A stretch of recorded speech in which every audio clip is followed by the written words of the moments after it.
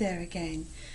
My name is Carol Astbury, and today I'd like to talk to you about rituals, symbols, cultural inclusions and traditions that you might include in your ceremony. Have you been to a wedding ceremony lately and found that perhaps, although it was very nice and you enjoyed spending that time with people you cared about, that you came away feeling just a little bit dissatisfied, thinking, well, that was sweet, but I've seen that all before. I'm sure that's not something that you would want your guests leaving your ceremony and feeling that they were a little bored with the ceremony because it lacked that little extra that might make it so very special and memorable. I'm sure that's what you want to achieve in your wedding ceremony, a ceremony that has your own personal touch to it, so that it becomes something which is very personally rewarding and deeply emotionally important to you, something that your guests will walk away from thinking that they've experienced something quite unique and marvellous. After all, they are all there because they love and care about you and want the very best for you. So enhancing your ceremony with the idea of including a ritual or symbol into the ceremony is a very good idea. Now, what are these things? Well, for instance, symbols are things that you can use in your ceremony which do not perhaps necessarily require any specific wording. Let's think about a wedding on the beach, for instance. What would be symbols you could use there? Well, shells come to mind straight away. Perhaps making a circle or a large love heart in the sand with shells. Perhaps your bridesmaids could pop down and do this for you a little earlier, or you could ask a couple of close friends to do it before the ceremony starts. People love being involved in ceremony in any way, and I'm sure they'd be delighted if you asked them. The beautiful circle or heart that they prepare on the sand might be something you could both step into when you say your vows to each other. That's a good use of symbol. There are lots of standard symbols, of course, that are used without us even thinking about them. Things like the wedding veil, wedding rings, the cake, choice of rings, all those kinds of things are symbols in their own right. But we can take those a step further. Here's an example, warming of the rings, which is a beautiful ritual that you can use in your ceremony.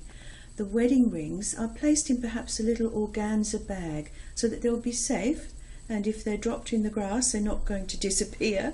The little organza bag means people can still see and feel the rings.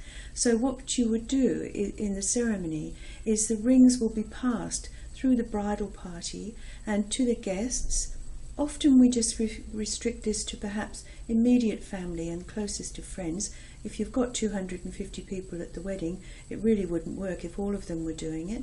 So perhaps just the immediate family would hold the rings in their little organza bag in the palm of their hands, and the celebrant or the officiant would instruct them to send a blessing of love to the rings as they're warming them in their hands. So they're passed from person to person, eventually retrieved by the best man, and then more words are spoken as the couple exchange their rings imbued with the love and blessings of their family.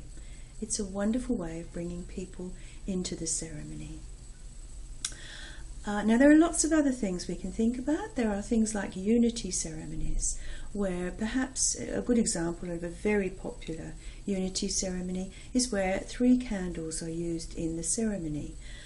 The 2 smaller candles represent each of the bridegroom's family and the bride's family, and they are lit at the beginning of the ceremony by a representative of the bridegroom's family and the bride's family, who bring to the ceremony the love and sense of achievement that they have, I suppose, in having brought you to this moment in their lives through sharing their love and devotion to you.